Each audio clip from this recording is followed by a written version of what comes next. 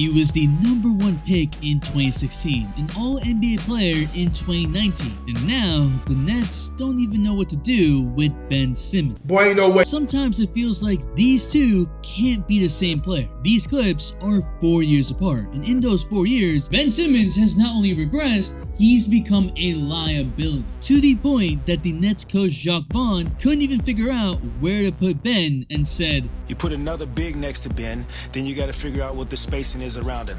Then if you put a playmaker next to him, then you got to figure out what Ben looks like without the basketball.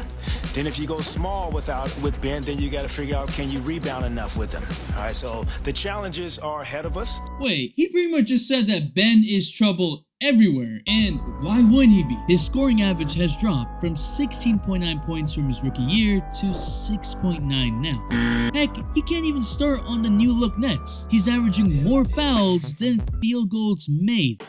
And at this point, Vaughn is even singling out Ben for not being prepared enough. I mean, man hit the MJ shrug to the Philly crowd after hitting 2 free throws in the first quarter. That might tell you where we at. And now reports are coming out that they're shutting down Ben for the season? Might just be rumors, but the fact that they're believable, yeah, the situation is bad. And perhaps the worst part, Ben Simmons is earning $37+ million for the next 2 years. When he signed it, it was supposed to be a good contract, so whether you like it or not, Ben is here. But there's no indication of him getting better. He's admitted that he needs to shoot more, but it's almost as if he's lost it. But if you're liking the content and want to shoot better, subscribe, because over 75% of you aren't. Thanks. Even before he was drafted, there were problems. One scouting report said to look out for the lack of competitiveness, that he doesn't care about winning, rather if things aren't all about him, he becomes upset. And it was visible even when he was an all-star. We chose to ignore the mentality because of potential. Look at these highlights. What happened to this Ben Simmons? My friend said that they really put Ben Simmons on Giannis highlights and thought we wouldn't notice. Ben Simmons needs to change, and the NBA's patience for him is running thin. What is up, dudes, dudettes, ballers, players? It's your boy MJ. Ben is unable to meaningfully impact the game. He went from being a valuable trade asset just a year and a half ago to mysteriously sitting on the bench all of last season with some serious drip. He did get traded for Harden. The Nets got fleeced. He said the big three would be scary. Yeah, he's right, this new big three might be, but Ben, you're not even part of it. And that original big three did not have faith in you. Help me! And just when we thought we were about to see the Ben Simmons of old after coming off an entire season rested, he came out looking like he forgot how to play basketball? Bruh. He's 26 years old, supposed to be nearly entering his prime. While we see this current version of Ben, it's easy to forget that just a few short years ago, he was considered by so many fans and pundits as one of the best players under 25, with the likes of future MVPs Nikola Jokic and Giannis. And that's after Ben Simmons entered the NBA as one of the best college prodigies of his generation. An Aussie with elite ambidextrous capabilities, sneaky quickness, fast twitch athleticism, and the ability to play all 5 positions on both ends of the court. Now that's rare. At least that's what everyone thought. But Simmons felt himself that he was born to play the point guard position because he was so great going coast to coast, saying, transition for sure, getting the rebound and going, that's probably the most fluid part of my game. I feel more comfortable running the point because I know I can lead a team and take control of games. Man was even shooting jumpers, and there were comparisons between him and LeBron and Magic. They only grew louder and louder. At 6'10", 225, he had the body and transition capabilities of a Magic Johnson with athleticism more like LeBron. Yeah, the expectations were set. The Sixers take him, and the process is on its way. Do you remember how many lottery picks the Sixers had in a 5-year stretch? Nerlens Noel, Michael Carter-Williams, Joel Embiid, Sarge, Okafor, Simmons, Fultz. Embiid really the only one that panned out, huh? Simmons sits out his first year with injury like nearly all 76ers rookies did. So in his official rookie season, it was something else. 12 triple-doubles, the most triple-doubles in a season by a rookie, the highest win shares among rookies, second in the entire NBA in both defensive win shares and defensive plus minus, and a 32 point, 18 rebound, 15 assists, 6 steal game versus LeBron's Cavs towards the end of the season. Yeah, This is the Ben Simmons we remember and the bar we hold him to. In his first playoff appearance paired with Joel Embiid, Simmons looked like every bit of what he was destined to become by averaging 18, 11, and 9 on 50% shooting in a 5-game gentleman sweep of the Miami Heat. And even in the following round when the Sixers ran into a disciplined and veteran Boston Celtics team, Ben was alright, not great, but okay, scoring 14 per game on 48% shooting. He was aggressive, but this is where his lack of shooting for the first time in his career was really becoming justified. What worked against a mediocre team like the Heat at the time did not work against a tough-minded Celtics team that knew how to play defense. They knew when to collapse the defense because Simmons wasn't a threat in the least bit outside of 7 or 8 feet from the basket, which oftentimes led to a cluttered lane which killed so much of Philly's offensive rhythm, especially with Joel Embiid. It's one of, if not the reason why Simmons and Embiid were always an awkward pairing. Embiid and Simmons often forced the other guy out of the paint because you can't have nearly 2 7-foot-tall guys eating up space inside. It's not 1990. And that was the theme of Simmons' earlier years in the NBA. Productive and skilled all around, but he took all of 11 3-pointers in his rookie season and no real chemistry with Embiid. The following season was almost the same. He was amongst the leaders in steals, defensive plus-minus, and made his first All-Star team, but somehow shot fewer threes at 6, which again worked in the first round against a mediocre team like the pre-Kyrie KD Brooklyn Nets and his nemesis Jared Dudley, but didn't work so much in the next round against the eventual champion Toronto Raptors. Just look at Simmons' first 2 postseasons side by side. You can see the considerable drop-off in Simmons' production in later rounds versus the first round, and it reflected how smarter, tougher teams would exploit Simmons' lack of shooting and made Philly a one-dimensional team offensively. Suddenly, everyone was coming to the conclusion that Simmons and Embiid cannot coexist and Philly should trade one or the other. And then there were entire reports about Simmons and Embiid not even getting along off the court. And we'd see the off-season videos of Ben taking pull-up threes in pickup, but then it would be a celebration for Ben for just attempting a 3 in game. There was some sort of mental block. Shooting jumpers just wasn't meant for Ben. Simmons might have even been shooting with the wrong hand. If you remember, the Sixers pushed the Kawhi Raptors to 7 games, mainly because they also had Jimmy Butler, who had great chemistry with Embiid. Simmons, on the other hand, had had enough of their success. Butler would run a lot more of their offensive sets and need the ball in his hands. Even Butler found it weird how eager the Sixers were to take the ball out of Ben's hands and give it to him. Their usage rate in the regular season was nearly identical, but in the playoffs, while Butler's usage went up to 22.7, Simmons's fell to 16.3, and Ben wasn't okay with that. That's tough. He was frustrated playing off ball. At least that's what Embiid said. We got rid of Jimmy, which I think it was a mistake. He needed the ball in his hand. Yup, Simmons forced the Sixers to choose between him and Butler even when no one was defending Ben with the ball.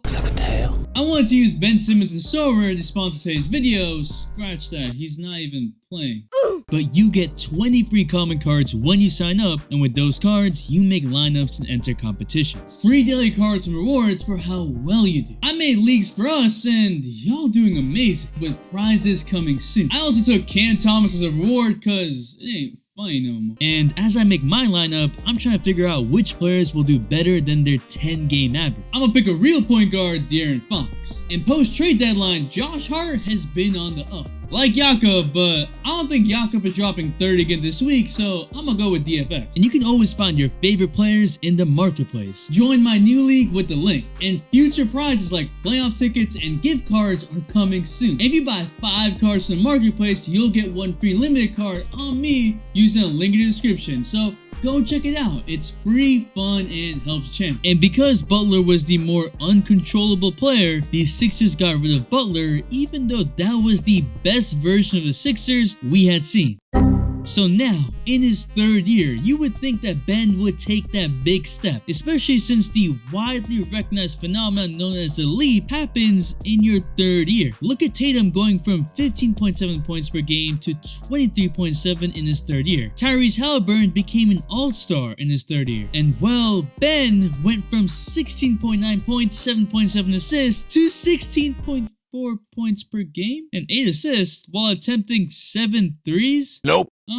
Okay, but at least he's taking mid-ranges this season, right? I mean, oh, he's only taken 16 the entire season. Never mind. Simmons had some back issues towards the end of the season, and Embiid was out here trying to solo squad in 2020 playoffs to no avail. And in his 4th year, Ben averaged 14.3 points.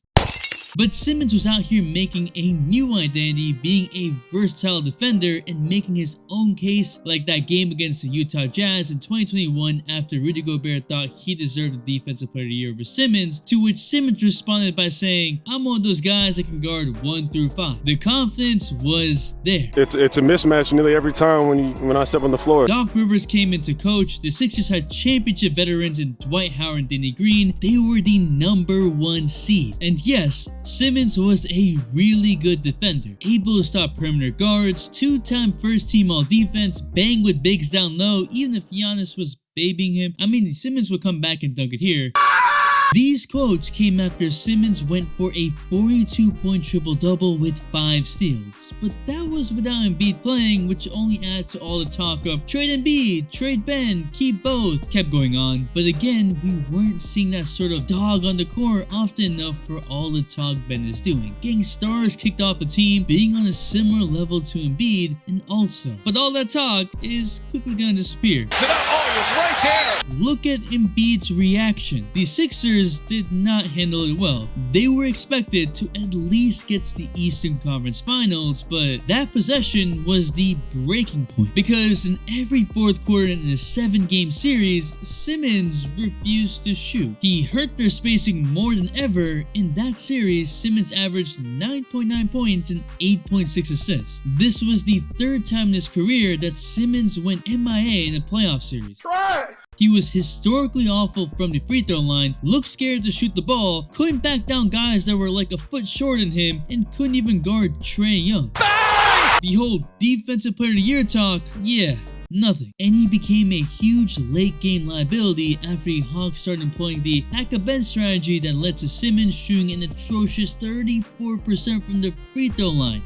Doc, you think Ben Simmons can still be a point guard for a championship team like the one you guys want to become? Yeah, David, I don't know that question or the answer to that right now. I think I know who the Sixers are going to trade. It was really that bad. To make matters worse, when I thought they couldn't even get any worse, Ben Simmons gave the most Ben Simmons response to his performance against Atlanta. "I ain't shoot well from the line this series." Yeah, no shit, Sherlock.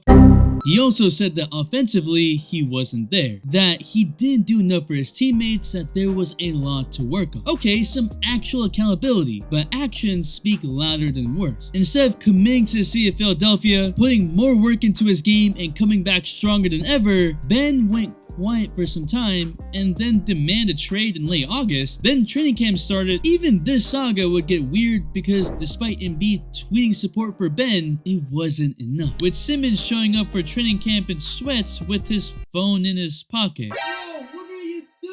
Rivers threw him out of practice, the team suspended him for actions detrimental to the team, and they would go on to fine Simmons $360,000 for each game he refused to play in. Because yeah, Simmons just said, "I'm not playing," even when he was fully healthy. These fines totaled an insane $19 million when it was all said and done. A very practical response to you being ass after you've signed a 5-year max. Even with Rivers saying that he wants Simmons to play, Embiid choosing to focus on the players that were willing to play, saying his job is not to babysit, Simmons kept going back and forth, going to practice, then choosing to remain away, then saying he has discomfort in his back. Then on October 22nd, he said he wasn't mentally ready to play. And all of this just led people to believe that Simmons was pulling the excuse card all along. That he hated how Embiid blamed him for the loss to Atlanta and hated what Doc Rivers said too. So this led many to believe that Simmons was using quote-unquote mental health concerns as a reason to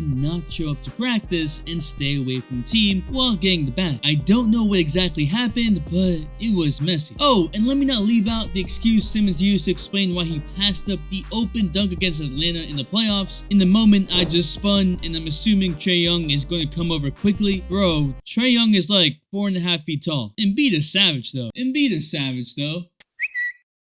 But NBA fans all around still had hope when Harden and Ben got traded for each other. If you look at the headlines, people were excited for both teams, thinking that it was a fair trade, that hey, the Nets got all they could out of Harden. After not playing at all last season because of some mysterious back issues that we found out after, there was some hope that Simmons would come back rejuvenated, readier than ever to play basketball again. He even said himself that he feels good and is ready mentally after all these speculation about his mental health state. But only if he was as confident on the court as he was during this interview, because Simmons has struggled big time for significant stretches. Sees a seam, drops it off, Simmons inside, off the mark, Simmons can't flag it down.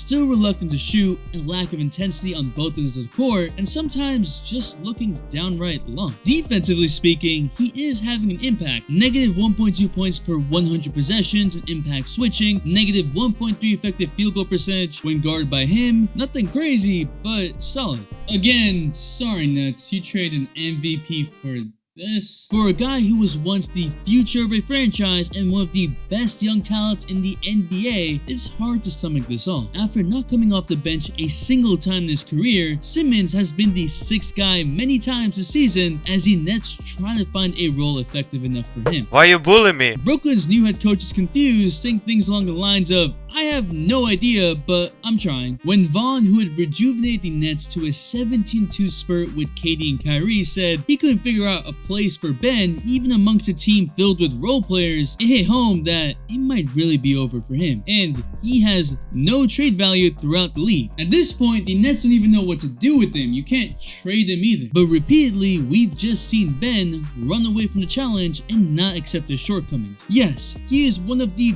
best players in the world, no doubt, but he's getting paid like one of the best players in the NBA, and now the Nets could be shutting him down? Like I've said before, if Ben had the mentality of being aggressive, he could be Giannis, and that just shows how important a mental state is in the NBA. There's still time for him to change and come back better than ever, but he can't just keep pushing every team away. If you don't want to play basketball or deal with the NBA, that's cool too. I want you to be better because you, Ben, are an exciting player when you want to be, and honestly, it's just sad to see you not hit your potential. The all-day notification watch shout goes to Big Wiggy. Thanks for the all-day support. And John Wall's worst nightmare is coming true. There's a video right here, so go check it out. And if you're still here, you're a real one, so comment work so I know. It's your boy MJ.